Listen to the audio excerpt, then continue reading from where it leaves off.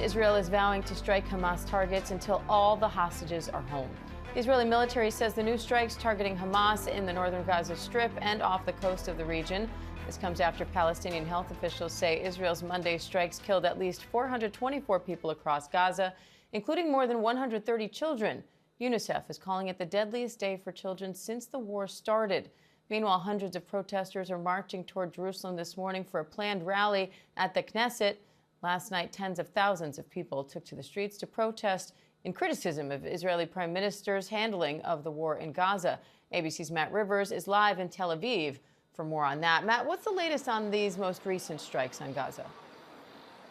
Yeah, Diane, the death toll from these strikes is simply staggering. Since dawn on Tuesday, when Israel targeted some 80 targets across Gaza, we know that well over 400 people have been killed. We know that hundreds and hundreds and hundreds of additional people were injured. We know that at least 130 children were killed as a result of these strikes. So really the severity of these strikes, the surprise nature in which they occurred, I think it took a lot of people by surprise. That said, I think the idea that Israel is now once again bombarding Gaza did start to feel inevitable within the last few weeks, especially because those negotiations between the United States, Hamas, Israel, they really did appear to stall. And so a lot of people here were expecting that Israel would go back to fighting. Israel saying that it's doing so because Hamas basically is not abiding by the terms of the agreement. Of course, Hamas accuses Israel of the same thing. But no matter which side you're on here, the horror in Gaza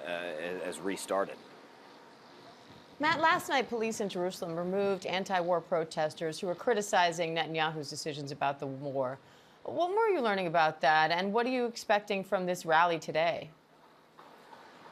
Yeah, so at least 2 protesters were arrested last night, but it goes to the broader sentiment amongst really large swaths of the Israeli population that are not thrilled with Benjamin Netanyahu nor his government. These protests were actually planned in advance before these strikes began. They were protesting the removal of the head of the Shin Bet, which is Israel's domestic security service. But when you add in these new airstrikes, which many people are not happy about because they say it's putting the remaining hostages that are still inside of Gaza in Hamas captivity at even greater risk. There's a lot of people who are very angry with Netanyahu who say that he should have come up with a deal to get those hostages home. Instead, he is reattacking Gaza, which would only add more uncertainty to the hostages' fates.